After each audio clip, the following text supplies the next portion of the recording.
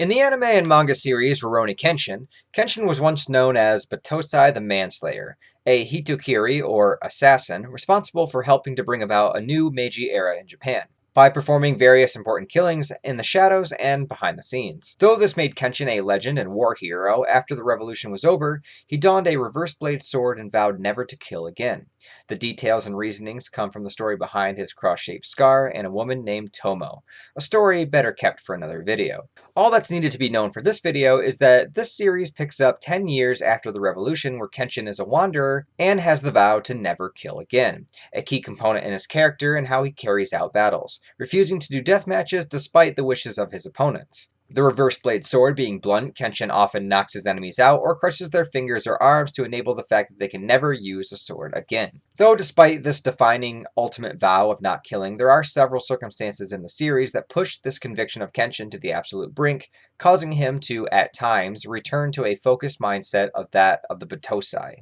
Let's take a look at these examples to see why Kenshin would ever consider murdering again after taking this vow. The first time was when Kenshin was battling a man named Jinei, a former Shinsengumi member, though exiled from them, and now became an assassin in the modern age, going under the codename Kurogasa.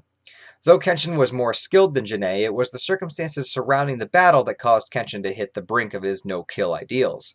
Jinei had captured Kaoru and used a technique called the Shino-Ippo, a very interesting ability that goes into the whole warrior ki concept that I could talk about forever, but I'll just keep it simple. It's a gaze that he gives that he can paralyze somebody in place unless their own strength of will or their energy or ki, whatever you want to call it, can match his. It's either that or Jinei has to die. Well, by using the strongest form of the Shino-Ippo on Kaoru, which paralyzed even her lungs, it was only a matter of time before she died. In this case, Kenshin was under the pressure of that time and had yet to take Jinei down in any fashion. So, with only a minute or two to spare, it was either Kaoru's life or Jinei's. And in this, Kenshin instantly turned on a switch in his mind and got himself prepared to make his first kill in 10 years. Now, at this point in the story, Kenshin and Kaoru were still in the very early stages of knowing each other. There's no real romance that had begun yet. But Jinei was a mass murderer, and Kaoru was innocent. It wasn't much of a choice in terms of who should live longer, but for Kenshin, to make this switch just showed that he is willing to kill again, should the situation be this dire. There was literally no way out. Until Kaoru's ki was able to match Jinei, and she broke the spell on her own. She is, after all, a swordman in her own right. And if not for Kaoru breaking through to help Kenshin, Kenshin would have sliced Jinei in half. Who knows what this could have meant for his character, but I theorize that he would have left Kaoru right then and there, and never shown his face to them again, going further into exile. The second time came in the middle of the fight between Kenshin and Saito. Saito, yet another member of the Shinsengumi, but in this case he was a leader of an entire squad, and back during the revolution he and Kenshin were bitter enemies. Neither being good or evil, just two warriors on opposing sides of an ideological revolution. Here in the modern day, Saito had become a police officer and still fought for what he believed in. However, when it came to Kenshin, Saito had his own hidden motives. Despite the police force only wanting him to test and see if Kenshin was still as powerful as he once was, Saito used this opportunity to try and truly settle the score from the days of the revolution. This is the first time in the series that we ever meet a character that matched Kenshin in skill and power, and was able to give him a nearly fatal wound. This battle locked the two men into a familiar mindset, and due to that familiarity of the past as well as their life and death situation of facing someone who was his equal, Kenshin once again reverted to his former Batosai self and was willing to kill Saito. In this instance, time stopped for these two men. As Sanosuke says, they weren't fighting in the modern day. To them, they were fighting back in the revolution.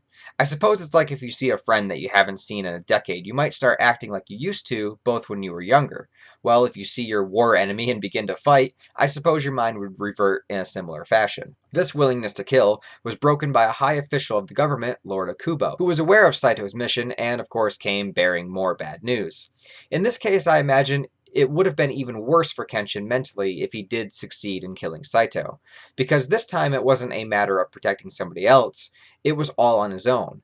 Sure, it was to protect his own life, but once Kenshin would snap out of it, I'm sure he would have seen it as one of his greatest failures and would have given Saito, his enemy, a respectful burial. The third and final time Kenshin was willing to kill was about halfway through the Kyoto arc, and this is in a more similar situation as the first scenario. Here, Kenshin's reverse blade sword had been broken, but he jumped into battle without a weapon in order to protect a baby who was kidnapped by a fighter named Cho. Cho was a sword collector, and he was here to get the final sword made by the legendary swordsmith Shaku Arai, and that baby was Shaku's grandson. Kenshin, even without a sword, using only his sheath, fists, and elbows, was still able to give Cho a run for his money. However, when Cho decided to attack the baby instead of Kenshin, Kenshin was thrown that final sword of Shaku's. And here, there was a time constraint as well. If Kenshin did not strike Cho, the baby would have died. Sure, it was just a ruse to get Kenshin to come closer to him, but Kenshin was unaware of this at the time. Also, we see distinct hesitation, as Kenshin doesn't want to draw the sword in the first place.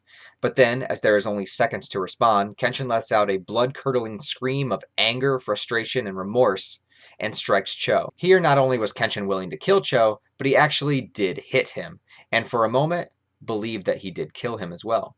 As luck would have it, that final Shaku sword was actually a reverse blade sword, as a statement that Shaku decided to make his final sword one that would be meant for protection and not killing. It's honestly a huge stroke of luck on Kenshin's part, and here if Kenshin had killed Cho again, I think that he would have distanced himself from his friends. He probably would have continued to battle against Shishio and his men, but he would have been more distracted with this failure on his mind, and may not have been able to defeat them in the very end. Despite these moments, Kenshin did manage to make it through the entire series without actually killing again. And I'm glad it went this way, as I feel for him as a character, if he did kill once more, it would have destroyed him as a person. Though personally, I normally like characters like Saito, slay evil immediately, the kind of anti-heroes. But I respect Kenshin so much as a character, and I can't help be at awe at how he handles the most intense situations without resorting to killing. It's something to inspire and admire in the protagonist of this series. As well, you see the growth and change between the assassin that he used to be and who he is now, giving hope and courage to anyone that aspires to be a better person and atone for the wrongs that they have done. Let me know what you think about Kenshin's no-killing ideals, in particular the scenarios mentioned in this video, and what you think would have happened if Kenshin did land those killing blows. Thanks as always for watching this video, guys. I really do appreciate it. Give it a thumbs up if you want to. Share it with other Kenshin fans. Subscribe if you want to stick around. And if you're feeling really generous, check out the description below and sign up for my Patreon. Thanks a lot, guys, for watching this video, and I'll talk to you next time.